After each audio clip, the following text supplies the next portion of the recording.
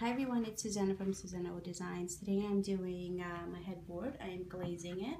I've done this side here, as you can see. I've pre-mixed Paris gray with Antoinette just to give it a pinky look.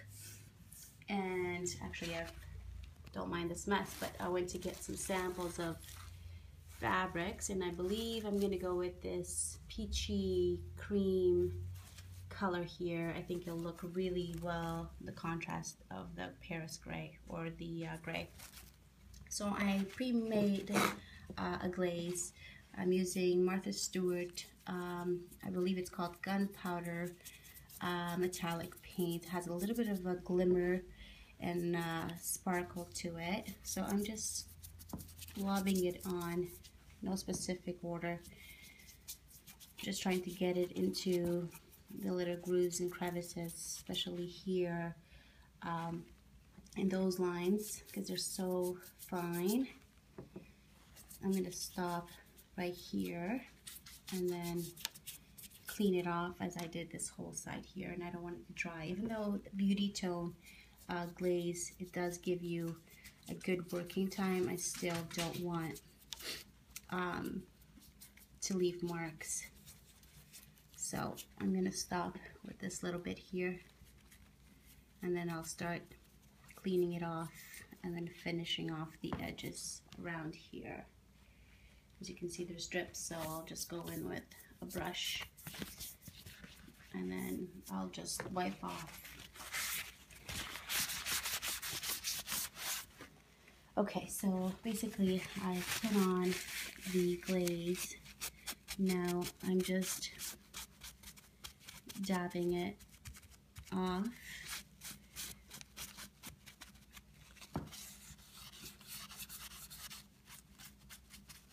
Don't wipe too hard because you want that glaze to stay in those grooves, but you don't want too much glaze to stay on, because you do want that undercolor to show through. Gotta get another paper here. Sorry, I have a bit of a cold and our furnace gave out, so my house right now is about 15 degrees, which is pretty cold. I'm getting a new one installed tomorrow, but sucks, especially in the middle of the winter. If I clean that off, I'll just go in there with the glaze, let it stay there for a little bit, and continue on.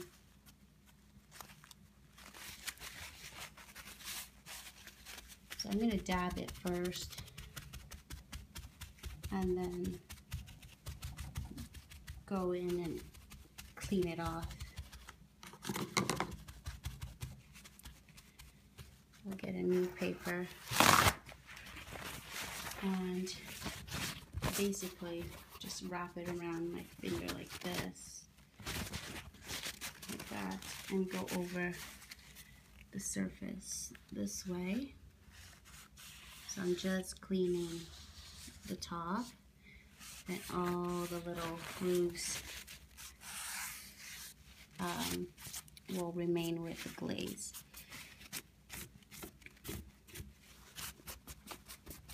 Okay, so now I'm just gonna go in and clean off the excess glaze here. I don't mind the glaze, like leaving glaze in the edges. I like that. It gives it a little bit more character.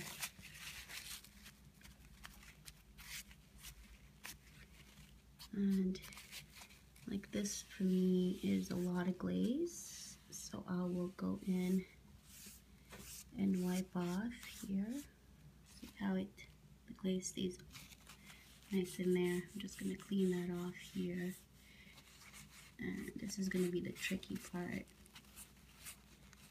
I have a brush here that I'm just going to go and remove some of that glaze off. then wipe it off, but try to keep the glaze in the little grooves. Like here, there's a lot of glaze, so I'm going to clean that off here as well. You just want to make sure that you highlight the right areas.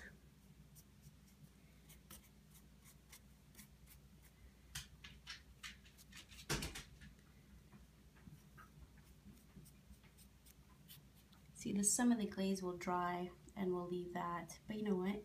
I'm okay with that because it does give it character. So I'm not going to stress over a little bit of the glaze drying off.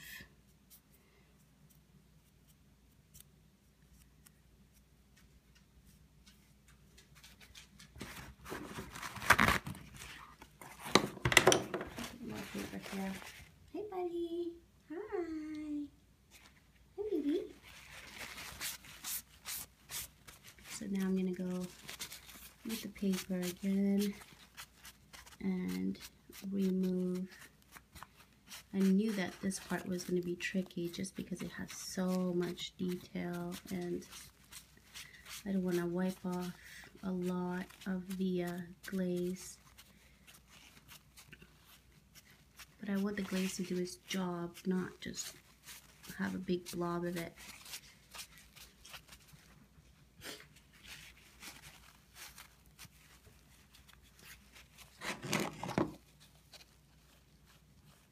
So I'm just lightly wiping off.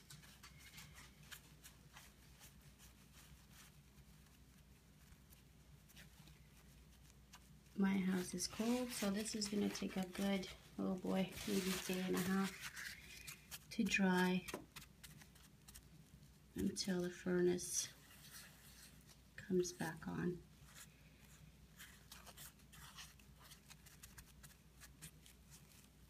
Just taking a lot of the excess here.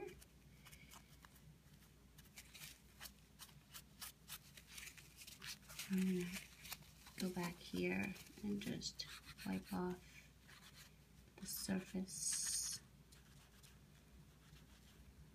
the raised surface. And here I wiped some of that glaze off in the grooves, so I'm going to go back and just fill it in. I mean, I love glazing. It just transforms a piece without a lot of effort. And it's not hard. If you have a picture in your head that you want to accomplish, it's just literally just playing around until you find that desired look. I mean, there's so many times that I start doing a piece and then by midway I just completely go a different direction just because, you know, I tried something different, or I let the paint stay a little bit longer and it gave me a different effect. But this is how you learn, and this is how you grow, by playing around. I'm never scared to go ahead and start a new piece and not even know or have a plan for it. I just go for it and it usually turns out pretty good. So don't be scared to just go ahead and try something different. What's the worst that could happen? You will have to repaint it again. You know, it's not like you're tearing down a couple walls down and then go, oops. That is not what I was trying to do. So play around with small pieces. Don't be scared to try something different. Half of the times that I work on a project, I just go blown in and just go and start and don't really do much reading on product. I just want to test it out for myself and try it out, and it works, it works. It doesn't, it doesn't. So I don't get too stressed out about it.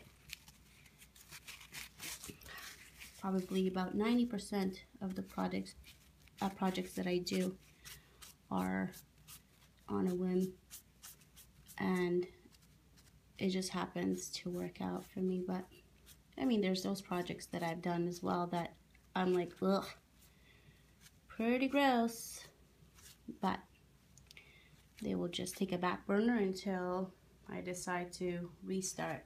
So for areas like this, I will go in with the brush or with the glaze, wipe off a lot of the excess out, and then just go over here and get that glaze in, and then just wipe off.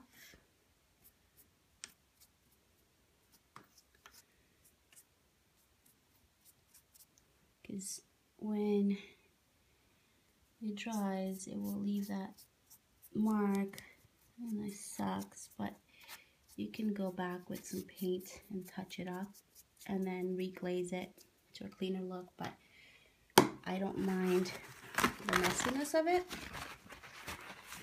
and the unevenness of it in here, and then I'll just come in with paper towel and wipe off any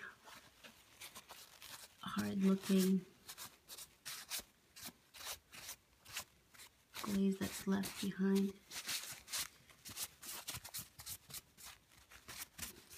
And the beauty of glaze, I mean, you can do any effect. You can do a little sponge looking. You can do, like many times I've done, the lines. So it's a great product to play around and kind of change the look completely of a piece. This is why I love glaze. As you can see, it dries and it gives you that little texture that the wax would do. You can tint the wax. I actually tinted here the wax with the Martha Stewart. Here's the paint. The Martha Stewart paint. What is it called? Black nickel. So there you go. It's black nickel. And it didn't give me that look like this with all the grooves in here. It was less subtle. Probably like this look here, which I need to put a little bit more in. It's just not looking like this. So I will go in, not too much, but go in specific areas that I want the glaze. And let it stay for a couple of seconds and then come back to it. Here I'm gonna put some glaze just to give it that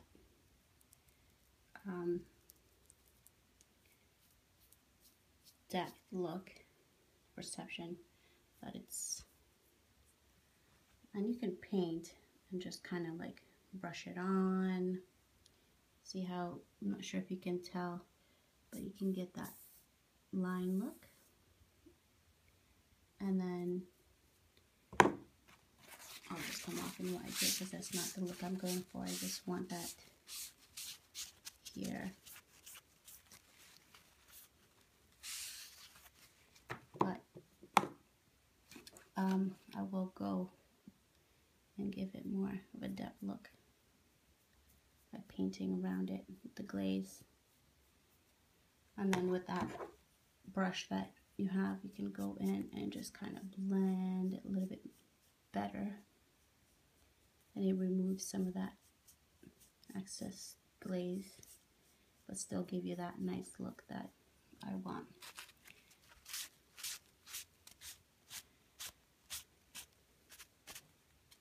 Perfect. So that's pretty much how you do it. So hopefully it'll come out nice. I did halfway, so I have about another half to go, and then upholster the beast. Thanks.